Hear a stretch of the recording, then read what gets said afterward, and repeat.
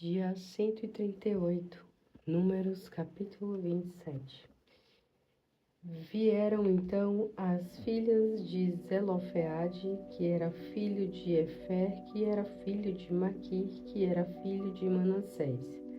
Zelofeade pertencia ao grupo da família de Manassés, que era filho de José. Os nomes das filhas de Zelofeade eram Maala, Noa, Ogla, Milca e Tirzar. Elas se prostraram à entrada do tabernáculo diante de Moisés, do sacerdote Eleazar, dos líderes do povo e de toda a comunidade de Israel, e disseram: Nosso pai morreu no deserto. Ele não participou da revolta de Core, que se juntaram contra o Senhor, mas morreu por causa do seu próprio pecado e não teve filhos. Então, por que o nome do nosso pai deveria desaparecer do seu grupo de famílias por não ter tido filhos? Achamos que deveríamos receber uma propriedade junto com os irmãos de nosso pai. Então Moisés levou o caso perante o Senhor, e o Senhor respondeu a Moisés: As filhas de Zelofeade estão certas. Você deve dar a elas uma propriedade por herança entre os parentes do seu pai, e passar a elas a herança do seu pai. Diga aos israelitas: quando um homem morrer e não deixar filhos, a herança pertencerá à sua filha. Se ele não tiver filhas, então a herança pertencerá aos irmãos dele. E se não tiver irmãos, a herança pertencerá aos irmãos do seu pai. E se o pai não tiver irmãos, a herança pertencerá ao parente mais próximo do seu grupo de famílias. Esta lei deve ser obedecida pelos israelitas, como o Senhor ordenou a Moisés. Depois o Senhor disse a Moisés: Suba o alto do monte Abarim e olhe a terra que dei ao povo de Israel. Depois de ver a terra, você morrerá com o seu irmão Arão, porque vocês dois desobedeceram a minha ordem de reconhecer diante deles o meu santo nome, quando a comunidade se rebelou nas águas do deserto de Zim. Isso aconteceu nas águas de Meriba e de Cádiz, no deserto de Zim. Então Moisés disse ao Senhor: Ó Senhor, o Deus que cria e conserva toda a vida, aponte um homem para liderar este povo, alguém que guie o povo e que vá com ele à guerra, para que o povo de Israel não seja como ovelhas sem pastor.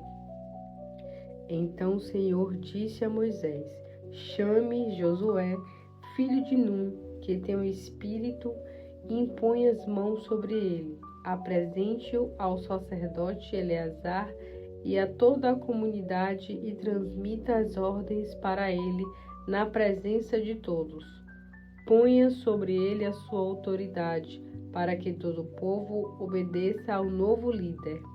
Ele deverá apresentar-se ao sacerdote Eleazar, que consultará o Urim perante o Senhor, para conhecer a vontade do Senhor. Josué e toda a comunidade de Israel seguirão as suas instruções. É assim que o Senhor continuará guiando o povo. Moisés fez de acordo com a vontade do Senhor, chamou Josué e o mostrou ao sacerdote Eleazar e a toda a comunidade. Impôs as mãos sobre ele e transmitiu as ordens do Senhor e o tornou o seu sucessor. Salmos, capítulo 70. Ó Deus, venha me livrar. O Senhor venha socorrer-me depressa. Cubra de vergonha os que procuram acabar com a minha vida. Impeça a ação dessa gente. Acabe com a perturbação dos meus inimigos. Sejam castigados por causa de sua maldade, de todos os que zombam da minha desgraça. Alegram-se e regozijam-se os que buscam o Senhor. Os homens que amam a sua salvação o louvarão, dizendo: Deus é grande e poderoso. Quanto a mim, sou fraco e estou passando por terríveis necessidades. Por isso, ó Deus, venha socorrer-me depressa. O Senhor é meu apoio e o meu Salvador. O Senhor não demore. Salmos 71. O Senhor é meu abrigo, não permita que eu seja humilhado. Por causa da sua justiça, devolva-me a liberdade perdida. Incline os seus ouvidos à minha oração e salve-me. Seja para mim uma rocha de refúgio, onde eu sempre encontre proteção. Eu sei que o Senhor já deu ordem para minha salvação, pois é a minha proteção e minha fortaleza. Meu Deus, livre-me do homem perverso, das maldades do homem mau e cruel. Soberano Senhor é a minha esperança. Eu confio no Senhor desde a minha juventude. Sim, desde o ventre materno dependo do Senhor que me sustenta desde o meu nascimento. Eu o louvarei para sempre. A minha vida tem sido um exemplo para muitos, mas tudo aconteceu porque o Senhor é o meu refúgio seguro. Por isso, eu o louvo com minhas palavras de dia e de noite e anuncio a sua glória. E agora que eu estou velho e fraco, por favor, não me rejeite, não me abandone. Meus inimigos já se reuniram para me caluniar e fazer planos contra a minha vida, dizendo: Deus o abandonou, vamos atrás dele, desta vez ele não escapará de nós. Ninguém o salvará. Ó Deus, não se afaste de mim. Meu Deus, venha depressa socorrer-me. Destrua os meus inimigos. Jogue por terra o nome que eles têm para ficarem envergonhados diante de todos os homens. Eu continuarei a confiar no Senhor e o louvarei o seu nome cada vez mais. Contarei sem cessar ao mundo a sua bondade e justiça.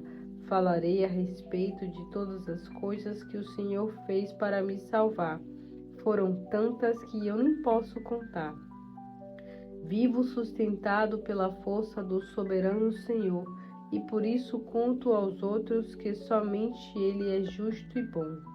Ó Deus, desde a minha juventude, o Senhor tem me ensinado, e eu continuo a contar as suas maravilhas. Não me abandone, ó Deus, agora que sou velho e de cabelos brancos. Ainda quero contar aos nossos filhos e aos seus descendentes os seus grandes feitos e seu poder.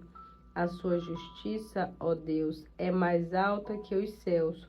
O Senhor tem feito grandes coisas. Quem pode ser comparado ao Senhor, ó Deus?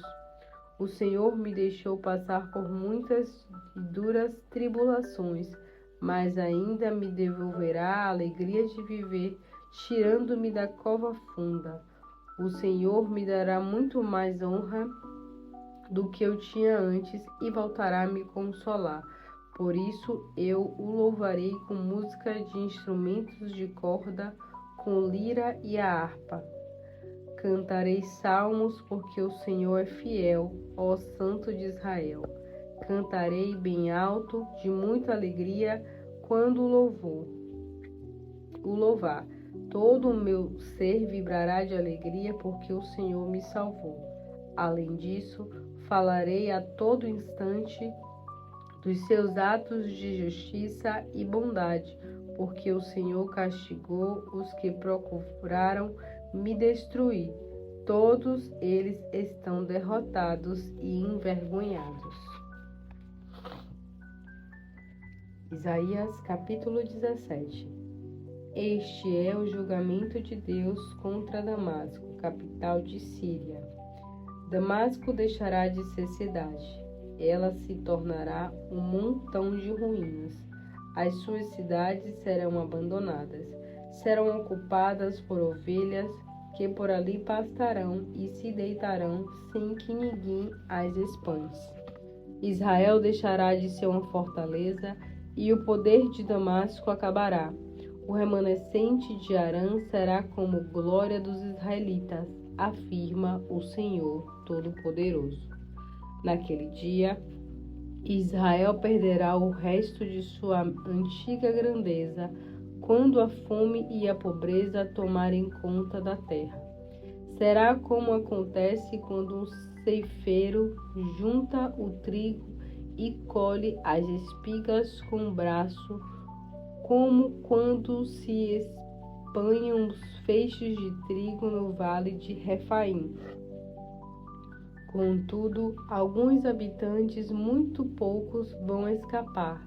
Eles vão ser como oliveiras que sacode e ficam 2 ou 3 azeitonas nos galhos mais altos e umas 4 ou 5 nos galhos de baixo, depois da colheita, anuncia o Senhor, o Deus de Israel. Então, finalmente, os israelitas vão olhar para o seu Criador e respeitarão o Santo de Israel. Não vão mais confiar nos altares, obra de suas mãos. Eles não olharão mais para as imagens dos falsos deuses, nem para os altares de incenso. Naquele dia, as suas cidades fortes ficarão tão vazias e abandonadas como quando os israelitas invadiram Canaã há tanto tempo. Elas serão como lugares entregues aos bosques e ao mato, e tudo será arrasado. E por quê? Porque vocês se afastaram de Deus, do seu Salvador, e não se lembram da sua rocha poderosa. Por isso, não adianta vocês plantarem belas árvores e videiras importadas. Mesmo que as plantas deste jardim brotassem, florescessem e deem fruto, um dia depois de plantadas, vocês não comerão os frutos. Tudo que vocês vão colher será muita tristeza e sofrimento. Ouçam o barulho de muitas nações que se agitam e se revoltam. Parece o rugido das nações. Rugem como águas impetuosas. É tão forte o barulho que parece o quebrar das ondas contra as pedras.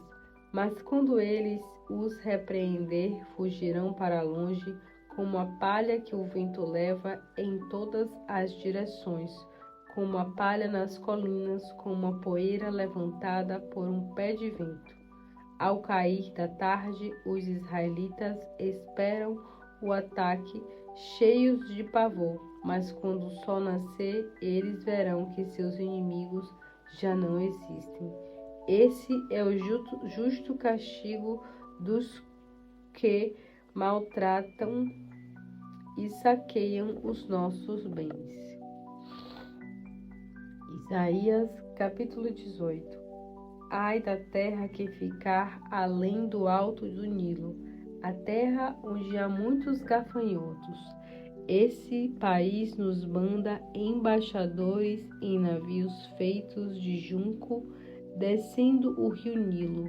Os seus mensageiros vão voltar depressa para você. Terra de homens altos e escuros, povo agressivo e de fala estranha, nação conquistadora, país que é dividido pelos rios. Quando a bandeira de guerra tremular sobre a montanha, todos os povos do mundo devem prestar atenção. Quando soar a trombeta, todos devem ouvir. Assim diz o Senhor. Do meu lar, onde moro, ficarei olhando quieto como um dia de verão ou como uma deliciosa manhã de outono na época da colheita. Antes da colheita, quando as flores derem lugar aos frutos e as uvas começarem a ficar maduras, Ele cortará os brotos com a foice e tirará os galhos que crescem demais e os lançará fora. Serão todos entregues aos corvos das montanhas no verão e às feras no inverno. Quando isso acontecer, vocês, povo de homens altos e pele escura, povo respeitado em todo o mundo, nação conquistadora, país dividido pelos rios, sim, vocês mandarão presentes ao Senhor Todo-Poderoso em Jerusalém, a cidade onde o Senhor Todo-Poderoso colocou o seu nome.